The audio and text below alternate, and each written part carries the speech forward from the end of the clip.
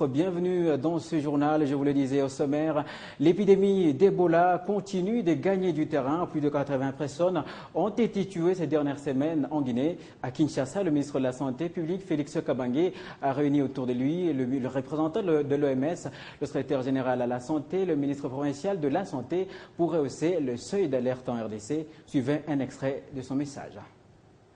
À partir de ce jour, au niveau de toutes les frontières de la République démocratique du Congo, nous allons donner les fiches de voyageurs de sorte qu'on puisse passer au screening de tous les voyageurs qui entrent en République démocratique du Congo, mais particulièrement ceux qui viennent de l'Afrique de l'Ouest. Nous allons disponibiliser la définition de cas au niveau de tous les hôpitaux de la République démocratique du Congo, car nous constatons également que les épidémies d'Ebola surviennent parfois dans plusieurs pays au même moment.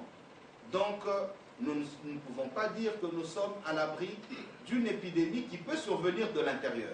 Voilà pourquoi la surveillance n'est pas seulement relevée au niveau des frontières de la République, mais la surveillance est relevée dans tous les milieux hospitaliers, car vous le savez, le milieu hospitalier constitue par excellence le milieu d'amplification de l'épidémie. Donc il est important que nous puissions relever le seuil et que la sensibilisation soit donnée à toute la population. Voilà pourquoi j'en appelle à toutes les autorités politico-administratives, à la société civile et à toutes les personnalités, à quelque niveau que ce soit, à relayer le message de sensibilisation. Une fièvre hautement contagieuse et le plus souvent mortelle est à l'origine d'une nouvelle épidémie sans précédent en Afrique de l'Ouest. Cette fièvre hémorragique virale est désormais transfrontalière en Afrique de l'Ouest et inquiète beaucoup les autorités sanitaires. Alors, qu'est-ce exactement cette maladie? Comment la prévenir? Réponse dans cet élément. Nous voulons aujourd'hui d'abord dire aux Quinoises et Quinois, aux Congolaises et Congolais, qu'il n'y a pas d'Ebola en République démocratique du Congo. C'est pour éclairer la population congolaise que le personnel qualifié en santé et santé publique se sont réunis autour du ministre de la Santé publique à son cabinet de travail. La fièvre hémorragique d'Ebola a deux modes de contamination ou transmission qui sont directs ou indirects. Il n'existe aujourd'hui ni traitement ni vaccin spécifique contre cette maladie dont le taux de létalité reste très élevé. Considéré comme l'un des virus les plus pathogènes pour l'homme, Ebola provoque des fortes hémorragies mortelles dans 50 et 90% des cas. Il se transmet d'homme à homme par les fluides biologiques tels que le sang, le sperme, les selles, la sueur ou la salive. En République démocratique du Congo, c'est à 5 reprises que le virus a fait éruption, d'où l'importance de rehausser le seuil d'alerte. La fièvre hémorragique virale Ebola est désormais transfrontalière en Afrique de l'Ouest et inquiète beaucoup les autorités sanitaires de ces pays et de leurs voisins. Son origine exacte demeure encore inconnue, mais le virus a été introduit dans la population humaine via des animaux sauvages vivants ou morts. Le mot de prévention pour la RDC, sachant qu'elle a 88 points d'entrée, sont lacustres, aériens et routiers.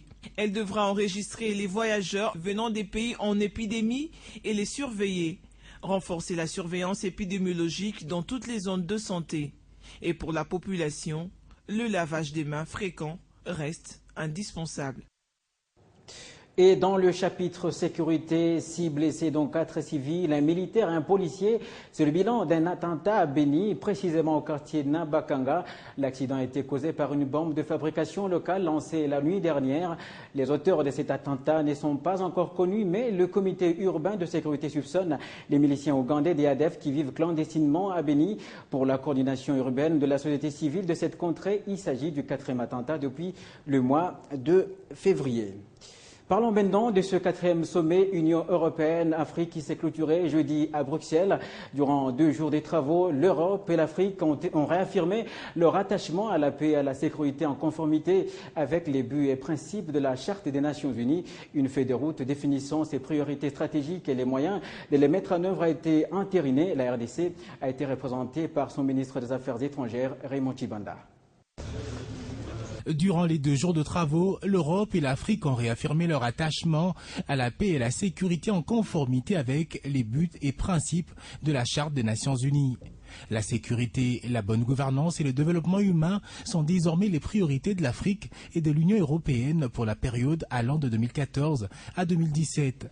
Les conflits et l'instabilité peuvent ruiner tous les efforts fournis pour réduire la pauvreté en Afrique comme en Europe, selon les participants à ces assises qui se sont engagés à garantir un environnement transparent, démocratique, responsable et pacifique.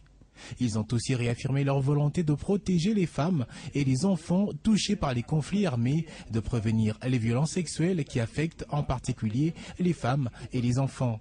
À noter aussi qu'au cours de ces travaux, le Tchad a annoncé le retrait de ses troupes en République centrafricaine, dont la situation sécuritaire a fait l'objet de discussions lors de ces sommets. Pourtant, à l'ouverture, le président du Conseil de l'Union européenne, Herman Van Rompuy, avait pourtant insisté sur les efforts et contributions nécessaires pour soutenir le travail crucial des forces internationales sur place. La croissance et l'environnement sont aussi à promouvoir sur les 2 continents. Enfin, les participants à ce sommet ont estimé que la migration devrait être contrecarrée efficacement de manière globale, y compris en s'attaquant aux racines du phénomène. Dans l'actualité également, la Belgique et la République démocratique du Congo ont conclu vendredi leur programme indicatif de coopération pour les années 2014-2015 d'un montant de 80 millions d'euros. Ce PIC a été signé à Bruxelles par le ministre belge de la coopération au développement Jean-Pascal Habile et le chef de la diplomatie congolaise Raymond Tshibanda. Il s'inscrit dans la continuité avec comme secteur prioritaire l'agriculture et le désenclavement rural, l'enseignement technique et la formation professionnelle ainsi que la santé. À ce contrat s'ajoutera également un programme d'appui aux infrastructures dans le Kivu. Il s'est tenu à Malabo, en Guinée équatoriale, le Conseil des ministres membres de l'Association des producteurs du pétrole africain. À l'occasion, la 8e session du Conseil des ministres de cette structure a également eu lieu. Cette rencontre à laquelle a pris part la RDC a abouti à la mise en place d'un mémorandum d'entente entre la Commission de l'Union africaine et l'association. Retour sur l'événement dans ce reportage. Une vue aérienne, puis terrestre. Nous sommes dans la ville de Malabo, en Guinée équatoriale. Depuis le véhicule où ces images sont prises, on arrive tout de même à admirer les infrastructures. Bâtiments et routes modernes, voilà ce que produit l'argent du pétrole guinéen, exploité au profit du pays et son peuple. Un exemple à suivre.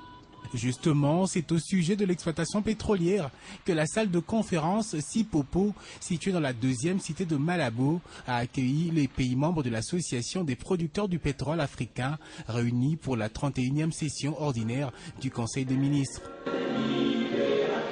Une rencontre que la RDC, pays membre, ne pouvait pas rater, d'où la présence du ministre des Hydrocarbures, Crispin Atama.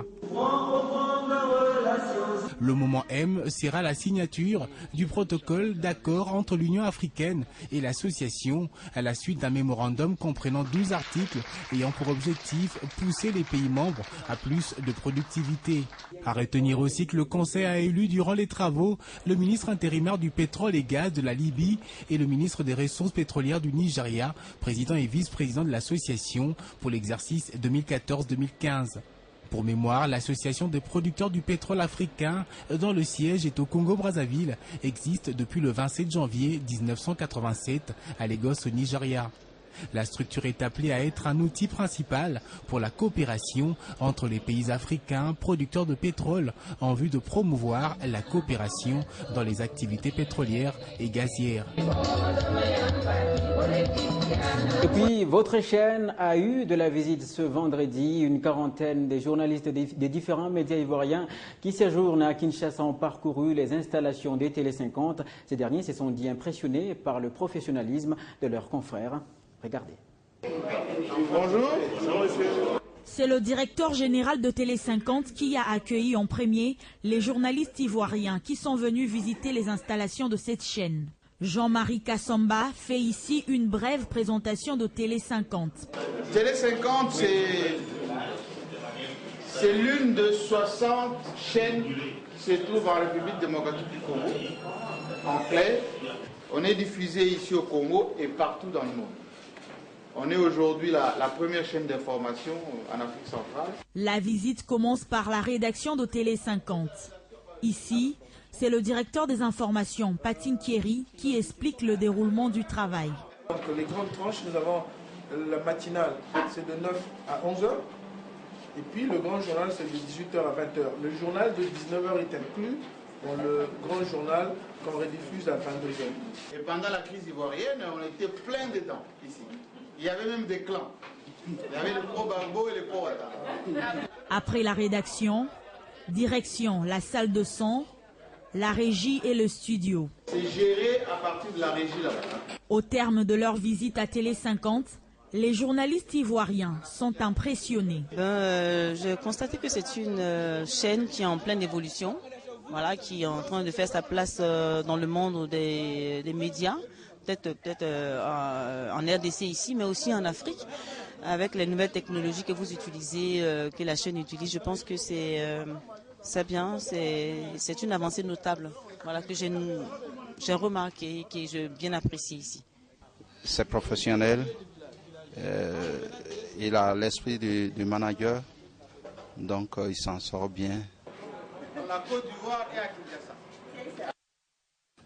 En culture, au cas où vous ne le savez pas, l'ambassadrice Vlisco 2014 est connue depuis quelques jours. Elle s'appelle Patience Barandengue. La cérémonie de remise de prix a eu lieu la semaine dernière à l'occasion de la clôture du mois de mars dédié à la femme. Elle est diplômée en journalisme de l'Institut facultaire des sciences de l'information et de la communication. Elle est actuellement responsable du programme de financement des femmes entrepreneurs d'une des grandes banques privées en RDC. Elle est d'ailleurs avec nous sur ce plateau. Bienvenue. Merci. Vous avez été sacrée ambassadrice Vlisco 2014. Pourquoi vous? Est-ce que vous y attendez? J'avoue que même toutes les autres nominées, en tout cas ces excellentes femmes qui étaient nominées avec moi, s'attendaient. Donc c'est que quand on participe à un concours, même si Vlisco nous a dit que ce n'était pas une compétition, en tout cas on devrait toujours s'attendre. Pourquoi moi, je suis la seule parmi ces excellentes femmes dont j'ai parlé qui travaille plutôt pour un opérateur économique. La plupart de ces femmes sont elles-mêmes chefs d'entreprise, présidentes d'ONG, d'ASBEL, de fondations, etc. Et donc, c'est une grâce pour moi. En tout cas, je bénis le Seigneur par rapport à ça parce que, au fait, mon travail en travaillant pour un opérateur économique, c'était d'aider les femmes entrepreneurs à réaliser leurs rêves. Vous savez, quand vous rêvez, pour le réaliser, au fait, il faut de l'argent. C'est en ce moment-là que moi j'interviens. Voilà. Alors on constate que Vlisco valorise beaucoup la femme, en particulier la femme congolaise. Comment expliquez-vous cette approche? Je dirais que Vlisco, depuis 1846, valorise toujours la femme, en tout cas. Et donc, et que ce soit la femme en RDC, parce que les grands événements, en tout cas dans notre pays, notamment la dot, la sortie de la maternité, c'était ces pagnes-là, ces wax-là super, etc. Et donc, Vlisco continue, en tout cas, toujours dans la même démarche. En tout cas, ce n'est pas nouveau. Et qu'est-ce que ce prix va changer dans votre vie? C'est un prix international? Ce qui va changer, c'est que aujourd'hui, je suis de la RDC. Et donc, je serai ambassadeur de cette marque-là au niveau international. Ça serait quoi? Je vais pérenniser la vulgarisation, en tout cas, de la femme congolaise, cette femme de courage, cette femme qui ose rêver, accompagnée de cette marque, de cette grande marque-là qui est Vlisco, parce que avec Vlisco, les rêves peuvent se transformer en réalité. Et après, ça sera quoi dans votre travail, dans vos entreprises? Et donc, mon rôle déjà par rapport à ce que je fais, c'est accompagner les femmes à réaliser leurs rêves. Et donc, je vais continuer dans cette démarche-là. Je vais en tout cas vulgariser sur les valeurs de Vlisco, qui est notamment le respect, l'engagement et la promotion. Donc, je voudrais que la femme congolaise, en tout cas, s'inspire par ma personne parce que j'ai une histoire, j'ai rêvé et voilà mon rêve qui est en train de se réaliser. Voilà, bien, merci Patience Barandengue. Je rappelle que vous êtes la nouvelle ambassadrice Vlisco 2014. Bon courage. Merci beaucoup. Voilà, avant de nous quitter, un communiqué, c'est de l'INSS, la Direction générale de l'Institut national de sécurité sociale informe ses partenaires ainsi que les prestataires sociaux qu'elle procédera ce lundi 7 avril 2014 au lancement officiel de la campagne du paiement des prestations sociales pour le premier trimestre 2014 et sur toute l'étendue de la République.